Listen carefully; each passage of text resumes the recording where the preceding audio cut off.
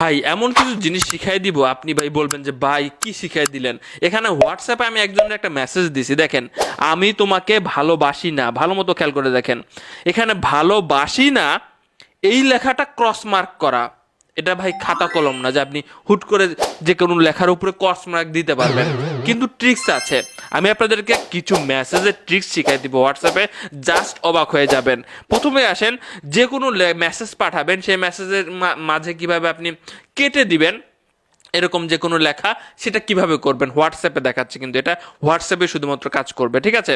Suppose আমি লিখবো যে কেমন আছো, এখানে প্রথমে একটা চিহ্ন দিয়ে নিতে হবে। আমি চিহ্নটা বের করছি, ভালো মতো খেয়াল করে দেখেন। এখানে চিহ্নটা কিন্তু ভালো মতো খেয়াল করে দেখবেন, এই চিহ্নটা দিয়ে যে কেমন আছো লিখে দিলাম, কেমন, দুঃখিত, কেমন আছো লিখে আমি জাস্ট এখানে আবারও সেই চিহ্নটা দিয়ে দিব। দেখতে পাচ্ছেন লেখাটা কিন্তু ক্রস হয়ে গেল, ক্রস ভাবে যাবে এই চিহ্নটা দিয়া।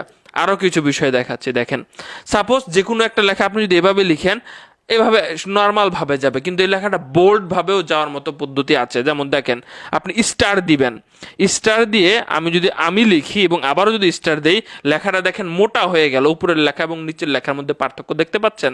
আপনি কিন্তু এভাবে পাঠাইতে পারবেন।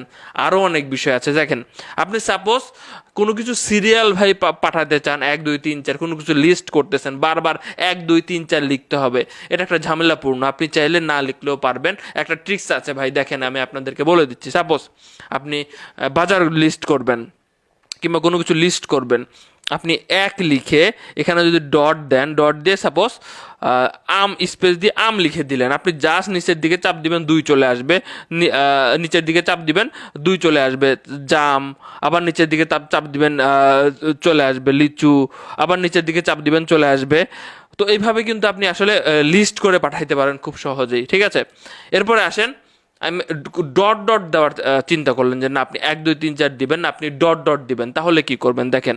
সাপোজ এখানে একটা বিন্দু দিতে চান, আপনি মাইনাস চিহ্ন দিয়ে আপনি কি করতে পারবেন, আপনি যদি স্পেস দেন তাহলে এখানে কিন্তু একটা ডট হয়ে গেল আম, এখানে দেখেন জাম, এখানে দেখেন লিচু, ডট ডট চিহ্ন কিন্তু চলে গেল, দেখতে পাচ্ছেন। আমি কিন্তু হোয়াটসঅ্যাপে দিয়ে দিচ্ছি।